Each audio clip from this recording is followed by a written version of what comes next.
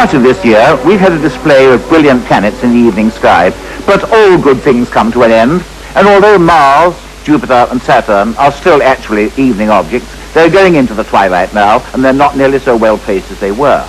But to make up for that, we've something really interesting coming up.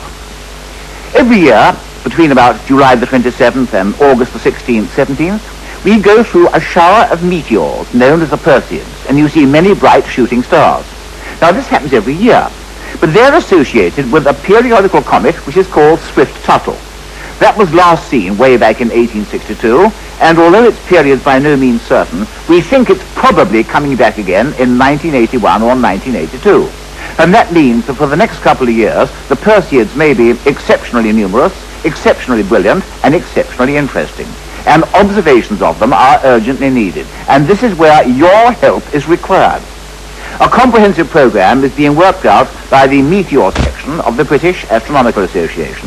And if anyone does feel inclined to help and join in with the observation of the Perseids this year, then will you please send your results and your observations to this address: George Spalding, British Astronomical Association, BAA Meteor Section, 35 Northcroft, Slough, Berkshire. Among the stars, we have, of course, the Summer Triangle. That's always with us. 3 brilliant stars: Vega in Lyra, that's the bright blue star, you can't miss it; Altair in Aquila the Eagle, and Deneb in Cygnus the Swan. And if you look low down over the southern horizon, you should be able to make out the lovely red supergiant star, Antares in the Scorpion, best seen at this kind of year in the evenings. But there's also another constellation, which is in the eastern sky after dark, and that is Pegasus, the flying horse, whose main stars make up a square. Below Pegasus, there's the long, sprawling constellation of Cetus, the whale, and frankly, nothing much there visible with the naked eye of any real interest. But there's one fascinating object which I'm afraid you won't see without a telescope of some size. And this is a spiral galaxy known as M77, or Messier 77. As I say, it's faint, but when photographed with a large telescope, it's seen in considerable detail. There's a condensed nucleus and rather faint spiral arms. It's known as a Seyfert galaxy, and inside that nucleus, tremendous activity is going on. But it's not the only kind of condensed object in space. There are others too. Look at this one, very much fainter. It's known as a quasar, and you can see it there at the junction of those two direction arrows. It's a long way away, it's superluminous. And what exactly is it? Is there any connection between a condensed object such as a quasar and an active galaxy such as M77? That's something we very much want to find out. But the trouble about quasars is that although they are so luminous, they're also a very long way away, and they appear faint, and special techniques are needed to study them in detail. A new detector has been developed by Professor Alec Boksenberg at University College London. And a few days ago, I went down to see him, and I began by asking him just what his detector was and how it worked. Well, it's a special detector used with a telescope to study very faint objects. And would you tell us how it works, please? Well, I'll do my best. The whole thing is a device which detects photons, that is, the very particles of light. Now, the way this is done is to use an image intensifier, which this section is the image intensifier. This amplifies the light which comes in the front by 10 million times. In fact, this is enough to see the photons which come in, which of course generally are absolutely invisible, but it amplifies them to the point we can see them as flashes of light at the output. And this is just a screen. There's a screen at the output here where these are flashing away. And then at the back of that is just a television camera, like the one you use in the BBC, and this detects the photon splashes, and then the recordings of these are processed with a very sophisticated, if I may say so, electronic equipment. This is a sort of device which acts to some extent like the retina of your eye. It sort of does some processing as the signals come in, and finally these signals are recorded in a computer where the image slowly builds up as the photons come in one by one. It's fair to say then that with this apparatus you can study objects fainter than can be studied anywhere else. Yes, there's no way of seeing some objects that we can observe with this device, for example, by photography. Do you get a graph on a chart, or do you get a visible picture, or both? Well, we start with a visible picture. It's just like it were a photograph. But then the computer, which is attached to the device, is used to convert these images into the sort of graphical output that one generally uses in astrophysical research to make analyses. So far as the visual pictures are concerned, I wonder whether you'd give us a demonstration. Well, let's imagine we're at the telescope. Yes. In fact, this is the 200-inch telescope. Yes. In fact, it's a projector, and we have a little slide of a galaxy here, of the Whirlpool galaxy, which I'm sure you'll know. Yes. And this acts as if we were at the focus of the telescope. Now, I've got a little lamp in this projector, very faint, and we'll see on this screen here the photons and just about make out the outline of the Whirlpool galaxy. We're seeing the picture of most of the Whirlpool galaxy, and the light level on the projector is turned down so low that we're seeing the single photons, and they're scintillating away there. You can make out the spiral arms, but you can't make out much detail in there. Now, these little photon splashes are looked at by the processor.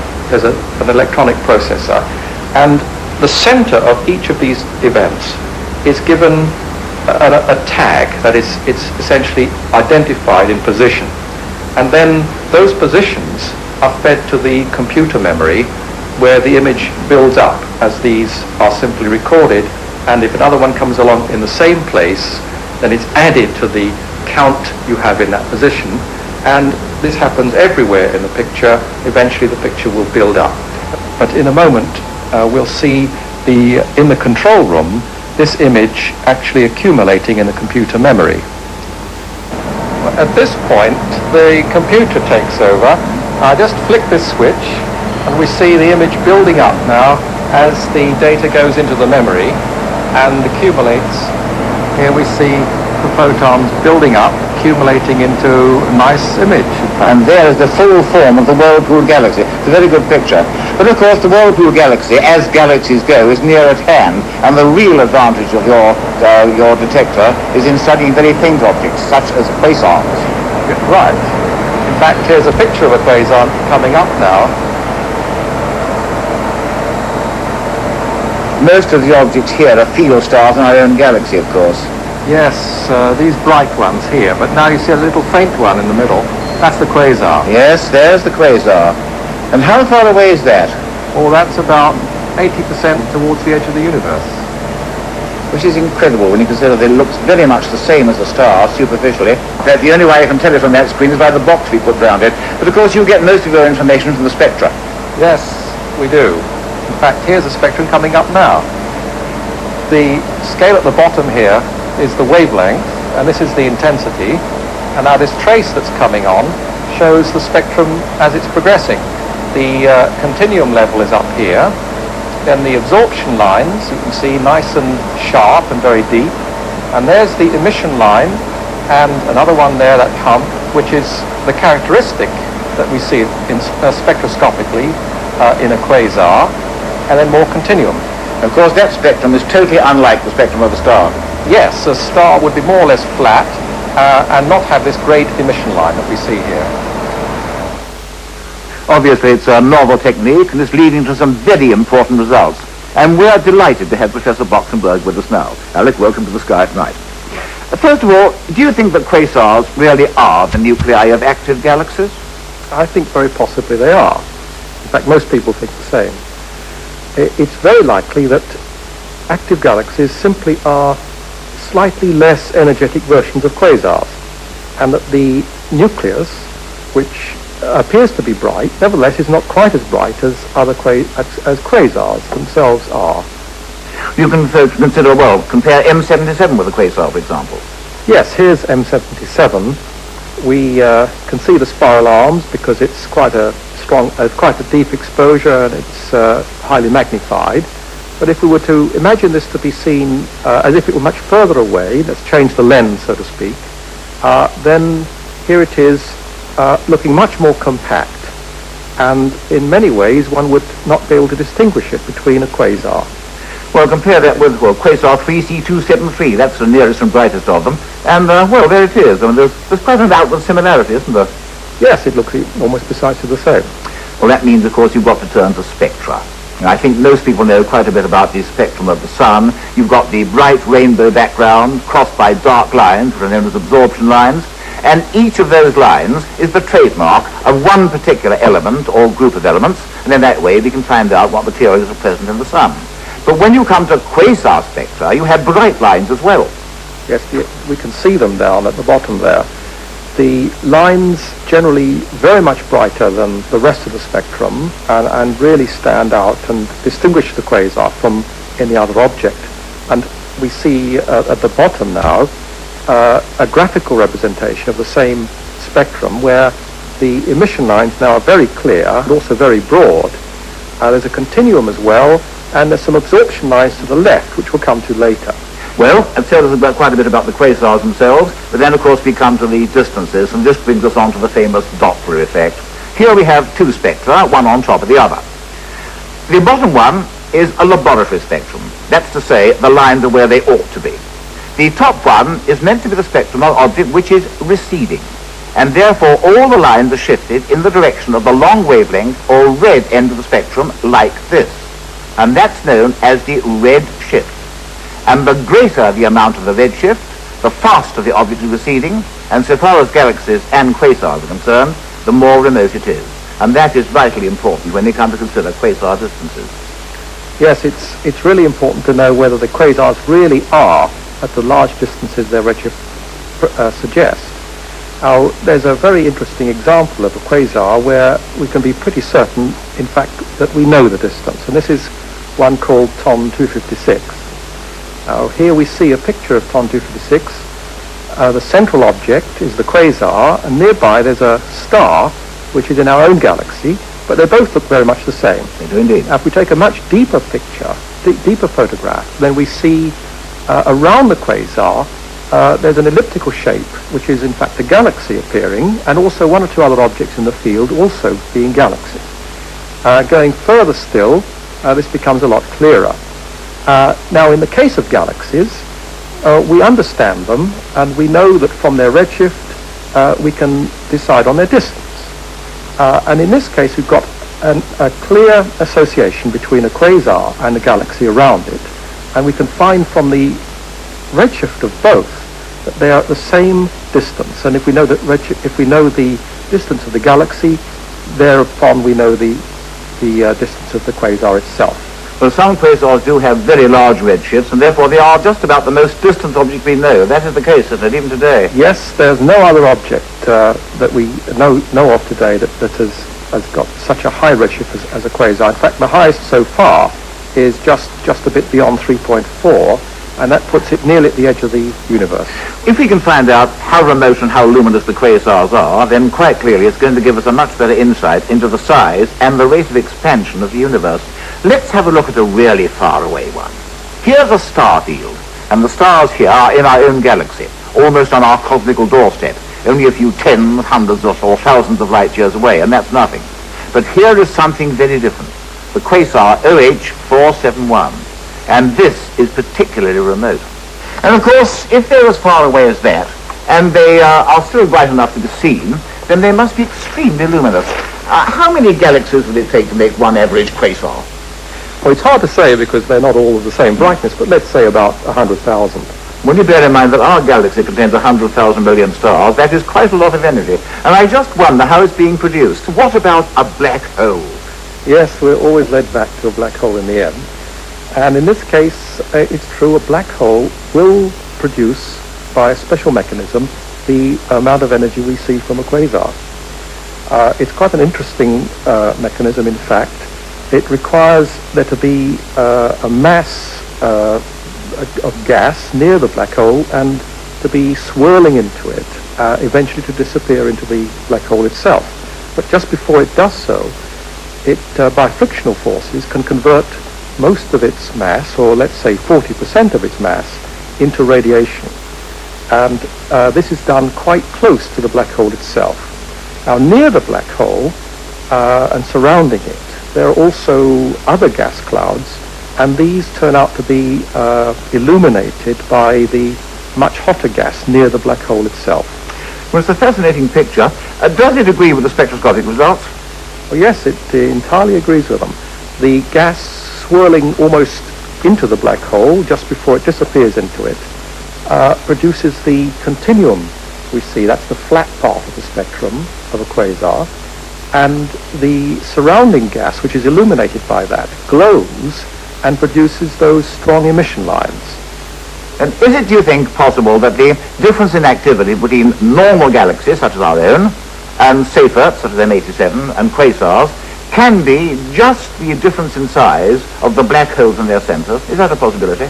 Yes, that's one. In fact, it's an essential requirement that the black hole be of about the right size and very massive. But also it could be that there's a different amount of this gas, in other words, fuel, in the vicinity of the black hole, and those that we don't have much fuel or don't have the right mass just don't show very much light. Well, obviously then, the spectra of quasars can tell us a great deal about the quasars themselves. There's another point, though, too. The quasars can not only tell us about themselves, but about the amount of material between us and them. And I'm thinking, of course, now of the dark absorption lines in the quasar spectra, which I gather are not, in fact, now due to the quasars themselves at all, but to intervening material. No, the current theory, and I think there's a lot to substantiate it, is that these are just due to clouds of some kind between us and the quasar. And of course the quasar in many cases is very far away, so what we're seeing is material in the universe, through a large slice of the universe, that's just intervening between the quasar and us. That's been one of your main interests for some time, hasn't it? Yes, I've spent the last several years on studying these lines, or at least what these lines mean. So we have, in fact, interstellar lines which are due to gas clouds and galaxies between ourselves and the quasar. Yes, if we imagine ourselves in the Milky Way galaxy, and the quasar is some very great distance away, then between us and the quasar there are clouds of gas which are almost as they were just after the Big Bang, and also galaxies like our own Milky Way galaxy interspersed amongst them. There are in fact two types of gas cloud involved. There's gas clouds which contain only light elements, and in particular hydrogen is the element we can detect. Simply floating gas clouds between the galaxies, in fact. Yes, these are almost as they were just after the Big Bang, unchanged. What about the galaxy-related clouds? They must be different. There's also the gas clouds which are really due to interstellar gas in galaxies which are in the line of sight, and these are identified because they've got heavy elements like silicon and carbon in their spectra, and we know that these are only produced by stars which are in a sense causing nucleosynthesis of the hydrogen gas. So what you're doing really is to see normal galaxies more or less in silhouette, as it were. And I imagine that by studying these, you might get some valuable clues as to the evolution of galaxies, which is very difficult to tackle in any other way. Yes, the galaxies are so faint, there's no way of seeing them other than by this method of silhouette. And what we can see are galaxies so distant that they are, as they were, nearly at the beginning of the universe, as far as we can detect it. In other words, what you're doing really is to use a distant quasar as a tiny lamp, which is giving us all kinds of information about the material between the quasar and ourselves, which is a very large part of the observable universe. Yes, in fact, it's most of the universe. It's the only way that we have of detecting certain objects like galaxies, which themselves, when they're far away, are just too faint to be seen. And this brings us back again, doesn't it, to the old problem, are quasars and safer galaxies related? The spectrum of a quasar and of a Seyfert galaxy, these are the low redshift ones, appears very much the same. The spectrum of 3C273, for example, which has those strong emission lines, And now, referring back to M77, the Seyfert galaxy, we can see there the same two lines, but not so highly redshifted, but nevertheless strong emission lines, just as if they were a quasar. Which strikes me as being highly significant. Alec Boksenberg, thank you for joining us, and I'm sure there's going to be more important news before long. Thank you. So there we have it. Immensely remote, incredibly powerful, the quasars are probably the most significant and important objects to be identified since it was established that the galaxies really are external systems, and that was nearly 60 years ago now. And when we try to probe the limits of the observable universe, it is to the quasars that we must turn. Good night.